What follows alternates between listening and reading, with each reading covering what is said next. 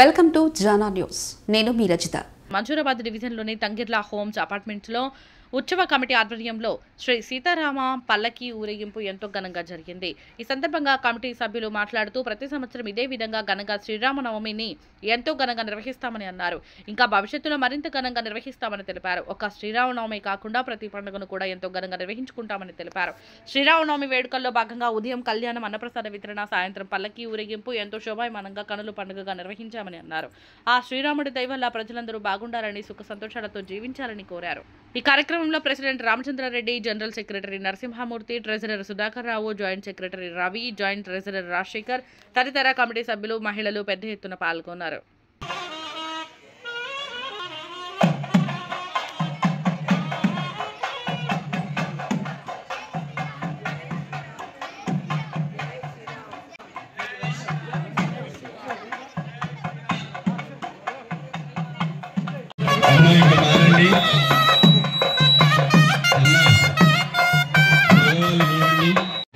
ఉత్సవాన్ని పూర్తి చేస్తున్నారు కాబట్టి ఇదే విధంగా ప్రతి రామచంద్ర భగవానుకి, సీతామాతాకి, లక్ష్మణ ప్రభుకి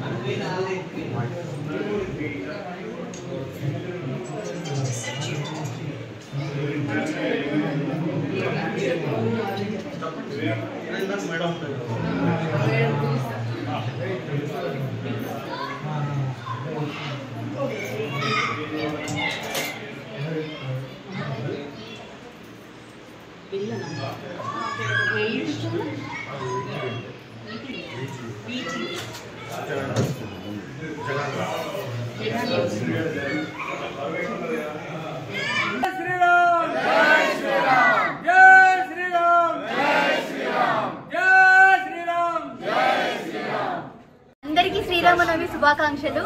మన ట్యాంగ్రీలలో అందరికీ తెలుసు కదా, ఎవ్రీ ఇయర్ మనం చాలా బాగా సెలబ్రేట్ చేసుకుంటాం. ఏ పండుగనైనా కూడా ఈ చుట్టుపక్కల ట్యాంగ్రీలలో జరిగినట్టు ఏ పండుగ జరగదండి.